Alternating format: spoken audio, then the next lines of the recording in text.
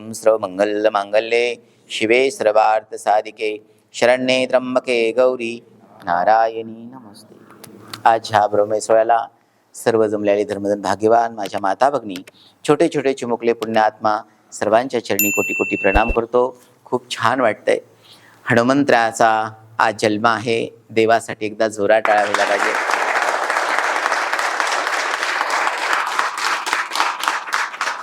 आपल्या श्रीराम शक्तिपीठाचं मांगल्य, आपल्या सर्वांचं अस्तित्व आणि युनिव्हर्समध्ये पूर्ण नक्षत्राचा राजा म्हणजे आपल्या हनुमंतराय. धर्माच्या कामा धाडिले आम्हा, धन्य धन्य माझ्या प्रब्रह्म श्रीरामा. भगवान परमात्माने प्रत्येक जीव काहीतरी कार्यासाठी मृत्यू लोकामध्ये पाठवलेला आहे आणि ते एक मानवतेचं कार्य, भक्तीचं कार्य, हनुमंतरायाच्या जन्मभूमीचं प्रचाराचं आणि प्रसाराचं कार्य, रामनामाचं कार्य, गोमातेच्या सेवेचं कार्य आणि सज्जनांना एक मानवतेचा उपदेश देण्याचं कार्य हे श्रीराम शक्तिपीठ करत आहे. खूप समाधान, खूप आनंद वाटतोय की आज आपण हनुमंतरायाचा वाढदिवस म्हणजे हनुमान जयंती आपण साजरी करताय. विशेष हनुमंतरायाबद्दल सांगायचं म्हटलं तर युनिव्हर्समध्ये जेवढेही आपण काय म्हणू तेजस्वी प्रकाशमय पॉवरफुल जेवढे ग्रह आहेत त्या ग्रहांचा राजा म्हणजे आपल्या हनुमंतराय.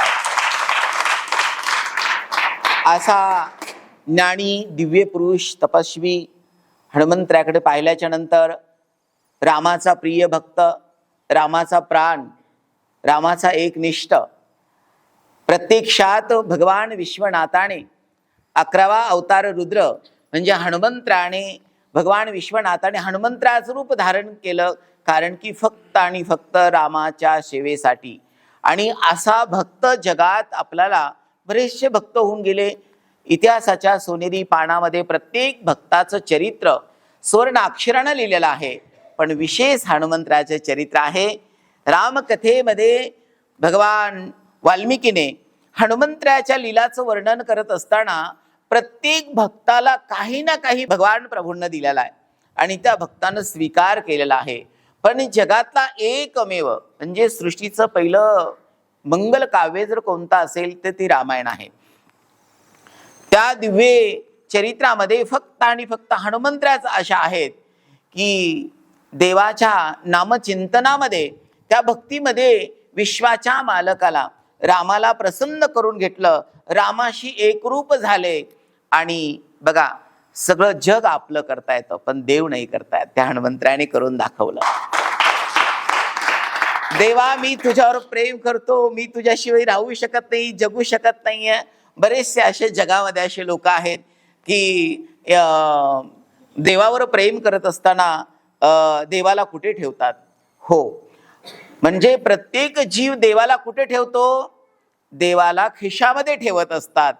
पण एकमेव जगात असा भक्त होता की त्याने हृदय फाडून राम दरबार दाखवला. हो, कारण देवाला हृदयात ठेवणारा एकमेव भक्त जर कोण असेल तर आपल्या हनुमंतरायात. आणि हनुमंतरायाचा आदर्श घेऊन श्रीराम शक्तिपीठ अतिशय सुंदर काम करत आहे. सज्जनांनो, आपण सगळ्यांनी काय करायला पाहिजे, हनुमंतरायाचे ज्यावेळेस आपण गुण श्रवण करू, हनुमंतरायाची भक्ती आपण जेव्हा श्रवण करू, हनुमंतरायाबद्दल आपण साधू संतांच्या मुखातून आपण ऐकू, तर आपण एकनिष्ठ राहिलं पाहिजे. हनुमंतरायाने रामाच्या इतरीत मला नाही वाटत की कोणत्या मंत्राचा उच्चार केला असेल. हो, असा विद्वान म्हणजे हनुमंतरायाकडे पाहिल्याच्या नंतरनं माता, पिता आणि गुरु म्हणजे आता ह्या मृत्यू लोकामध्ये लवकरात लवकर प्रसन्न होणारी जर देवता कोणती असेल तर आपल्या हनुमंतरायात. म्हणजे हनुमंतरायाकडे पाहिल्याच्या नंतर आपल्या सद्गुरूवरती प्रेम कसं करावं, नामाचं चिंतन कसं करावं, सद्गुरूशी एकरूप कसं राहावं. समाज आपल्याला बघत असतो, समाज आपल्याला जज करत असतो, आपली प्रत्येक मोमेंट बघतो आणि समाज आपल्याला जज करत असतो. ज्यावेळेस समाज आपल्याला जज करतो त्यावेळेस समाजाच्या दृष्टीमध्ये, समाजाच्या नजरेमध्ये, समाजाच्या अभ्यासामध्ये आपण फक्त आणि फक्त राष्ट्रसेवक असले पाहिजे. समाज कोण्याही चष्म्याने बघू तुम्हाला, कारण समाजामध्ये बरेचसे असे सज्जन आहेत की तुमच्या गुणांचं वर्णन करत असताना तुमचे गुण धारण करत असतात आणि तुमच्या बरोबर ते समाजातले काही सज्जन आहेत ते काम करत असतात पण बोलत नाही.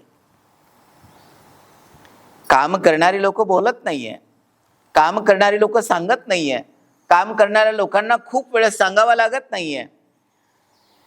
अशा सज्जनाच्याच कृपेनं जगद्गुरु तुकाराम महाराज म्हणतात, पुण्यवंतांचं नाम घेतल्याच्या नंतरनं देवाचं चिंतनही घडतं आणि ज्यावेळेस आपण त्या पुण्यवंतांची नावं घेतात ना, देवाला आनंद होतो, आपला तो मंगल संदेश देवापर्यंत पोहोचिती होतो, ईश्वर कृपा होते आणि जिवंतपणी माणसाला पुरुषार्थ घडतो, जिवंतपणी मोक्ष घडतो.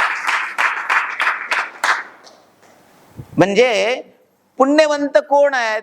ज्याच्या मुखात भगवंताचं नाम आहे, जे सद्गुरूला शरण आहेत, राष्ट्राप्रती प्रेम आहे, देशावरती प्रेम आहे, प्रत्येक प्राण्याप्रती रिस्पेक्ट आहे, प्रेम आहे, असेच लोक सज्जन आहेत.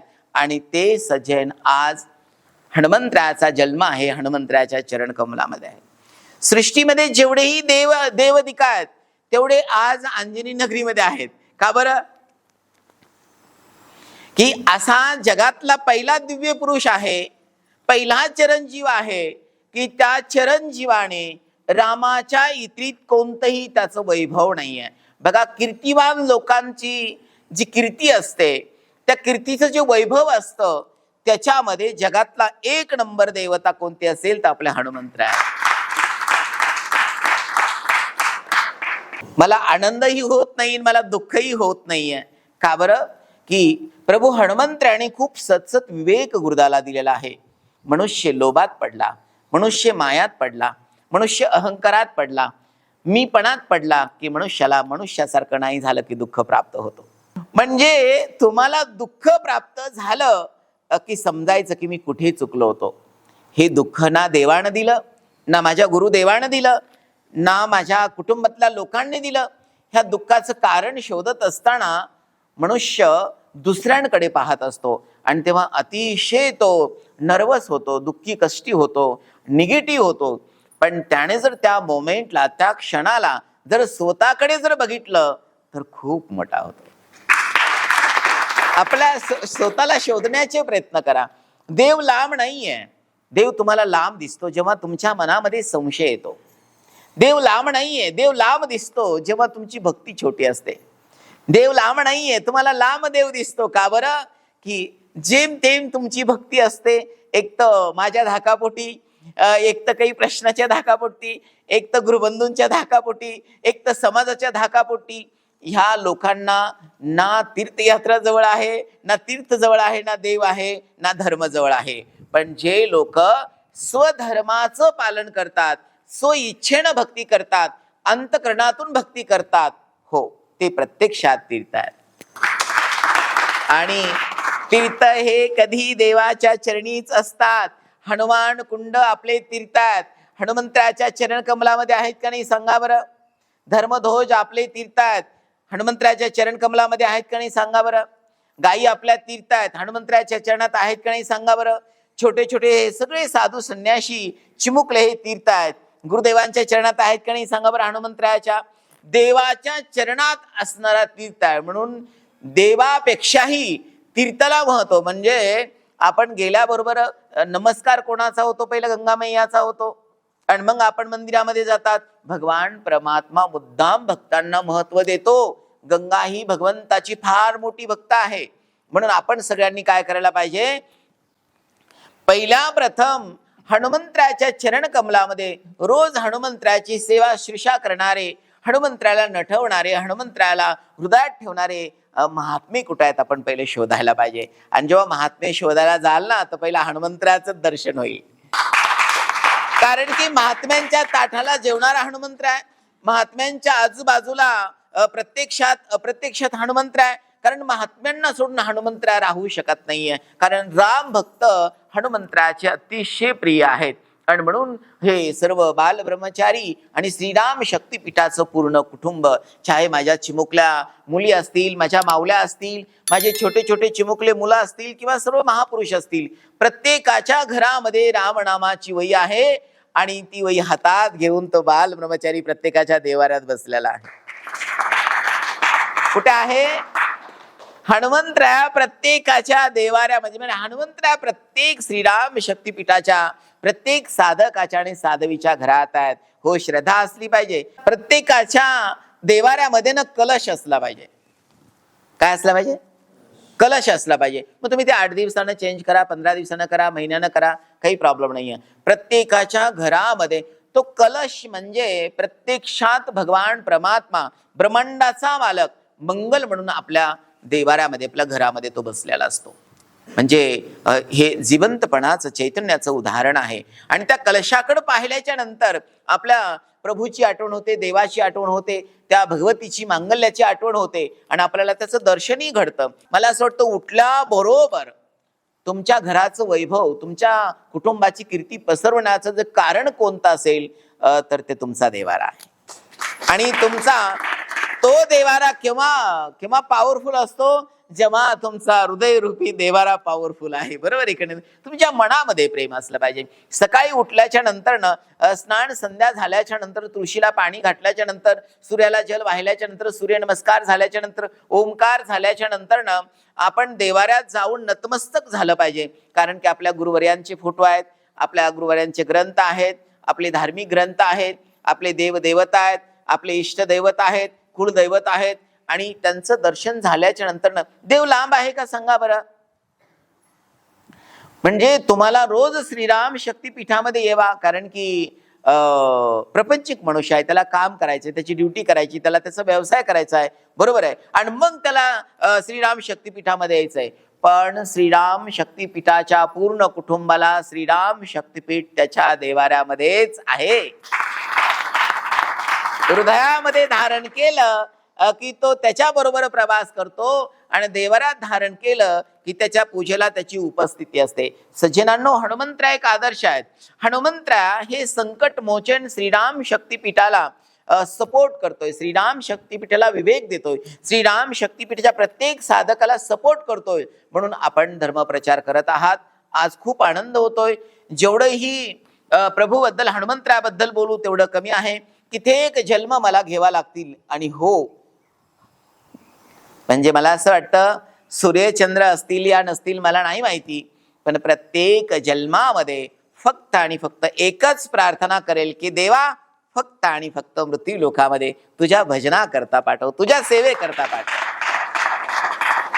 साधूचा जन्म भगवंताच्या भक्तीशिवाय धन्य नाहीये.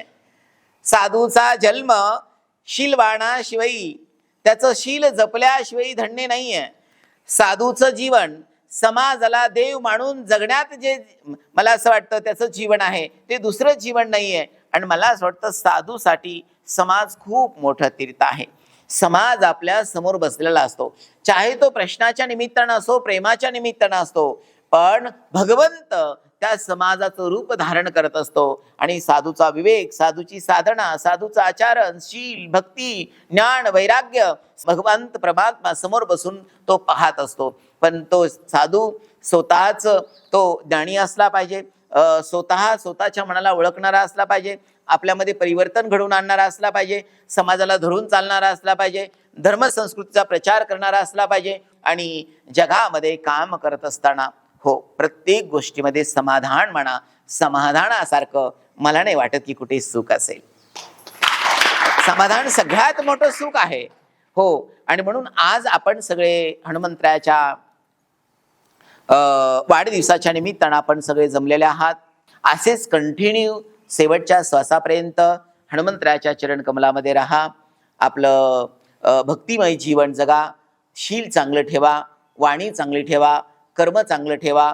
कुठेच जायची गरज नाहीये. डोळे झाका आणि चैतन्य प्रभूला पहा. सर्वांना रामकृष्ण हरी, जय श्रीराम. खूप छान वाटलं.